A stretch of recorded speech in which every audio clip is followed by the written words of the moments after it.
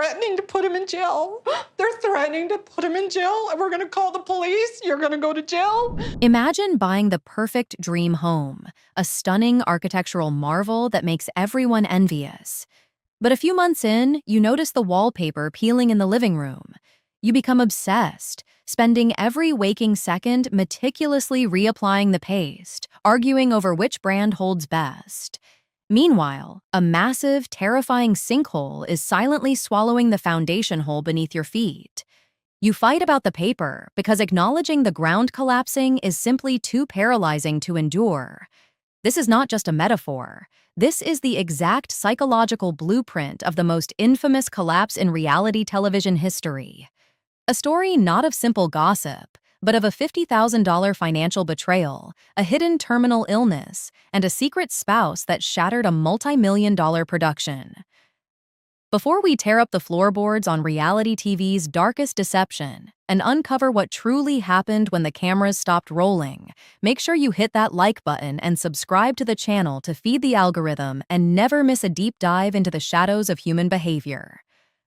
To understand the catastrophic sinkhole that swallowed Jenny and Sumit, we first have to look at the peeling wallpaper.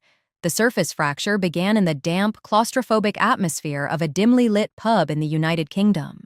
It was supposed to be a mundane icebreaker night for a televised couples retreat, a heavily produced evening designed for manufactured drama.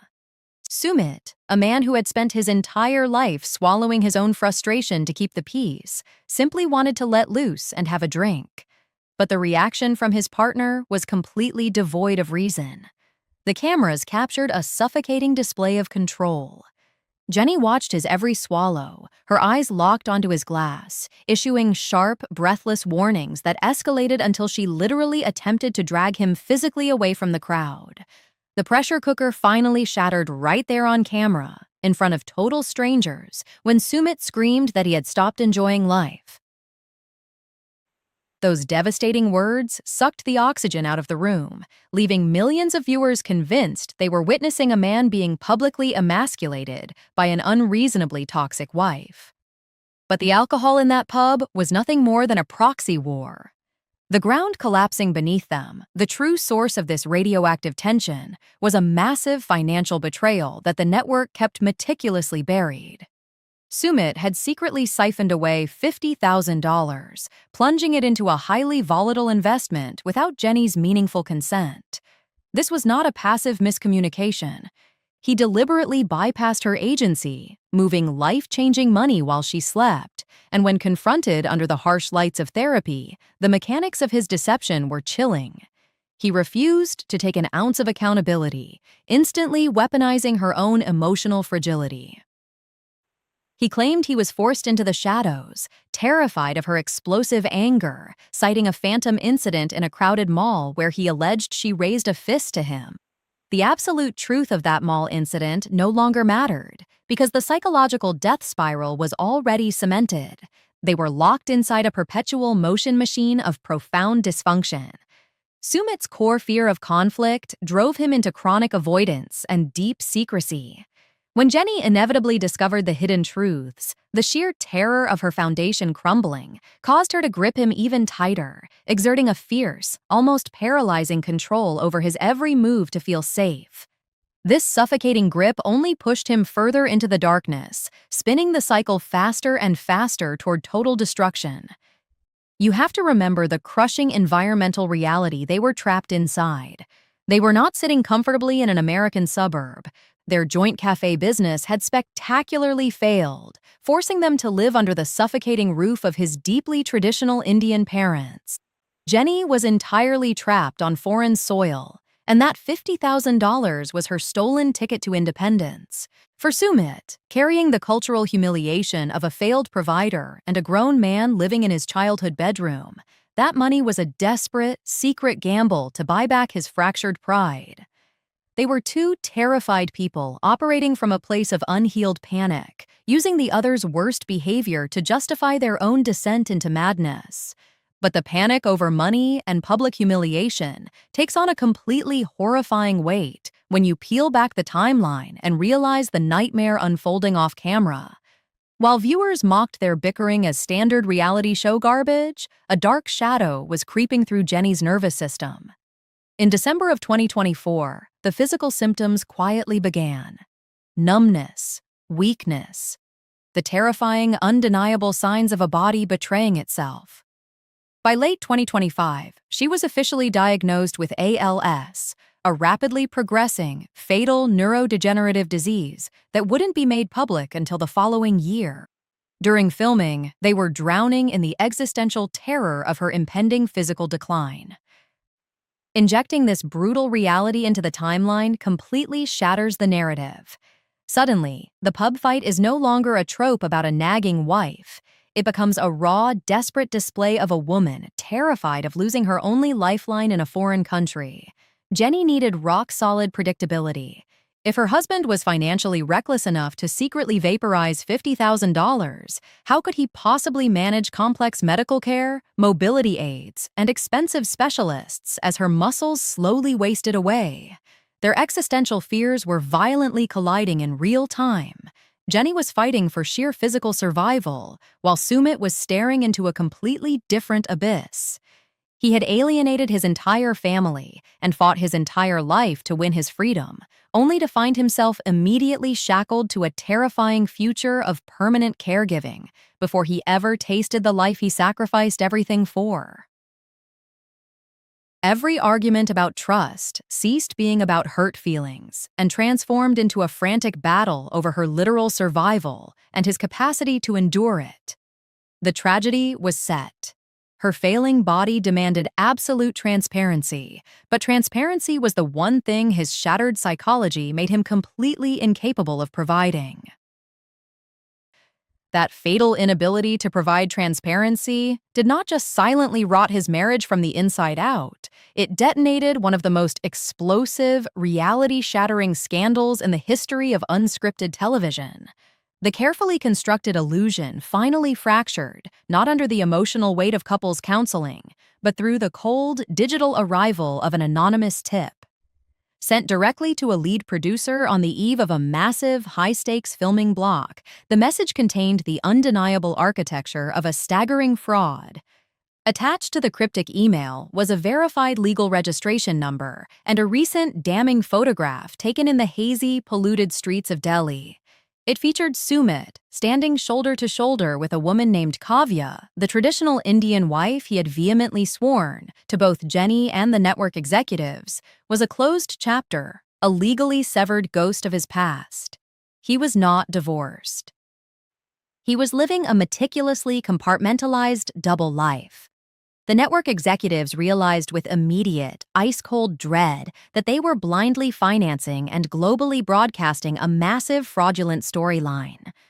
This was no longer about manufactured reality TV drama. This was a multi-million-dollar liability, a legal nightmare that threatened to contaminate the entire production company. They had been paying a man who was lying to the very people signing his checks. The climax of this deception did not unfold in a screaming match in a crowded market or a tearful confession in a living room. It happened in the sterile, suffocating silence of a makeshift production office. You have to visualize the raw mechanics of a cornered mind operating under insurmountable pressure. Producers literally sat Sumit down under harsh, glaring lights and slid the undeniable legal documents across the cold table.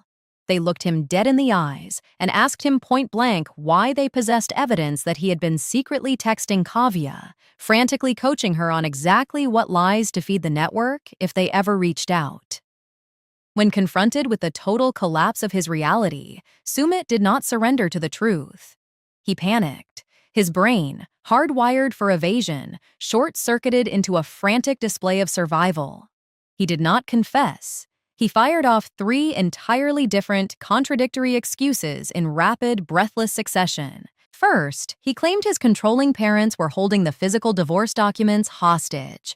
When the producers didn't blink, he instantly pivoted, stammering that his lawyer had misplaced the file in a labyrinth of bureaucracy. Seconds later, he changed the story again, desperately blaming a clerical error at the local registry office.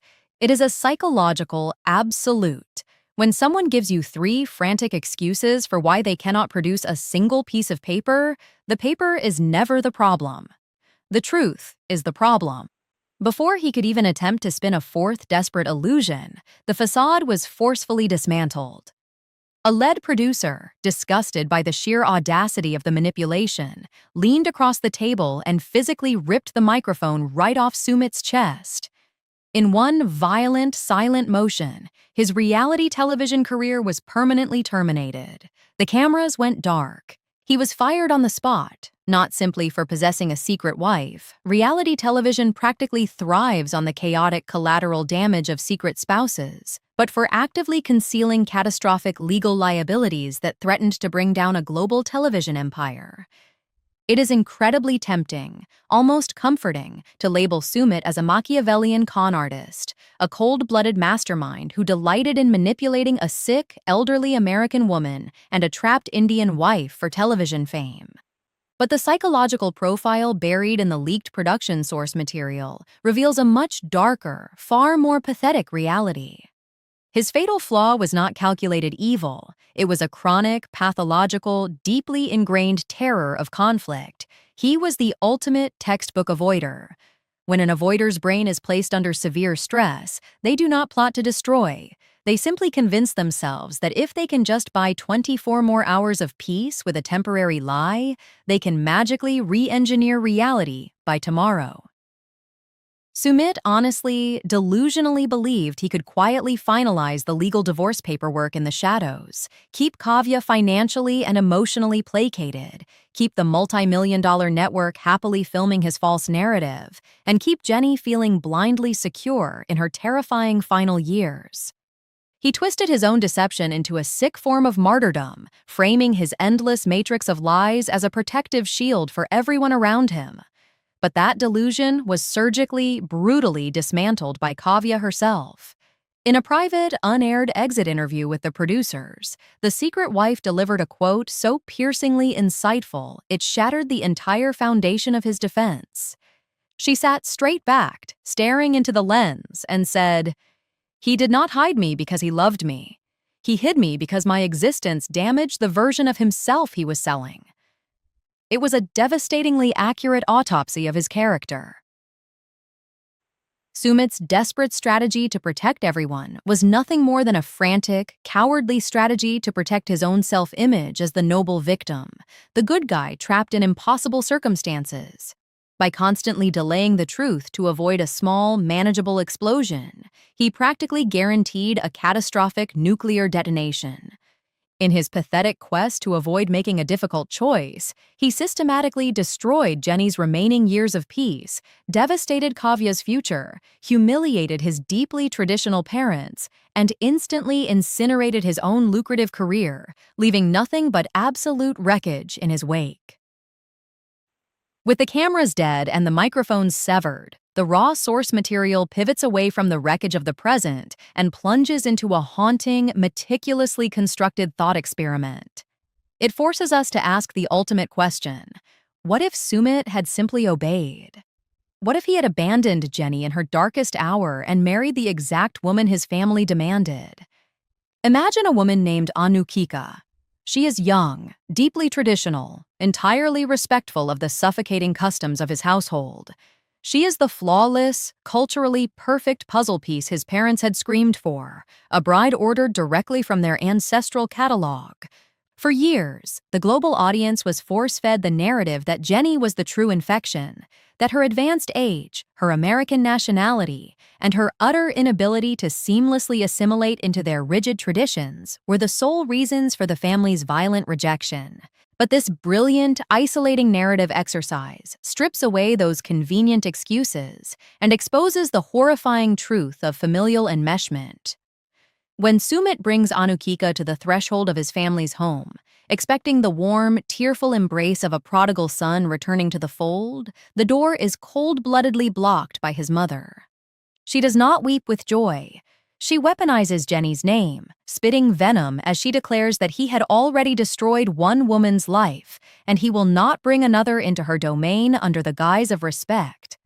In that freezing, shattering moment on the doorstep, the true architecture of the family's dysfunction is laid bare. They did not actually want a culturally appropriate wife for their son. They wanted a hollowed-out son who asked for their absolute, unquestioned permission, simply to draw breath. By choosing Anukika on his own terms, without their prior authorization, he was still daring to defy his mother's iron-fisted control. Anukika, standing in the crossfire of this generational trauma, realizes instantly that she is being fiercely punished not for who she is, but simply for being chosen by a man trying to sever his own puppet strings. Driven into a corner by the sheer, unyielding cruelty of his own flesh and blood, Sumit finally executes the one desperate act Jenny had begged for over years of agony. He stands his ground. He looks his domineering mother in the eye and issues a lethal ultimatum. If they cannot respect his wife, he will walk away forever. And he turns his back, marching out the door into the dusty streets. From the outside, it looks like a triumphant cinematic climax, the definitive moment a coward finally transforms into a brave, protective patriarch. But the tragic symmetry of this nightmare reveals itself the very second the heavy wooden door slams shut behind them. Once in the street, Anukika violently rips her hand away from his grip. She abandons him right there in the dust. She leaves because she possesses the piercing clarity to see that his sudden, explosive courage has absolutely nothing to do with a fierce, protective love for her. It is born entirely out of his crushing, suffocating guilt over the sick, elderly American woman he destroyed. He is merely using his new, culturally perfect wife as a prop for his own pathetic redemption tour, desperately trying to prove to the universe that he is not the weak, cowardly boy who let Jenny suffer in the shadows. He refuses to be loved as an apology to a ghost. His courage arrives years too late, hopelessly contaminated by the rotting corpse of his past cowardice. It provides Jenny with an incredibly quiet, devastating vindication. In this harrowing fictional epilogue, Anukika reaches across the digital void, messaging Jenny to try and understand the psychological war zone she had unknowingly walked into. Jenny does not gloat. She does not scream. She simply types back a single, chilling sentence. "I hope he protects you better than he protected me." That solitary line proves that Jenny was never rejected because she was impossible to love, or too old, or too foreign. She was violently rejected because the entire system she married into was engineered to crush independence, and her husband was simply too terrified to be a shield against the blades. We look at this wreckage, the public pub fights, the hidden $50,000, the agonizing ALS diagnosis, the secret wives, and the shattered multi-million-dollar contracts, and we must inevitably turn the mirror on ourselves.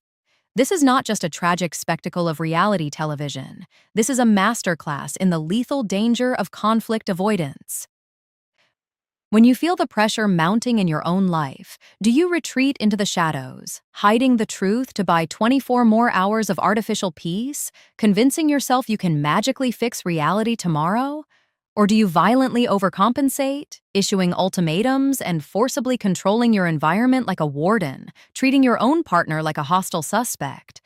Both are completely understandable survival strategies born from panic, but both mathematically guarantee the exact, catastrophic abandonment they are frantically trying to prevent.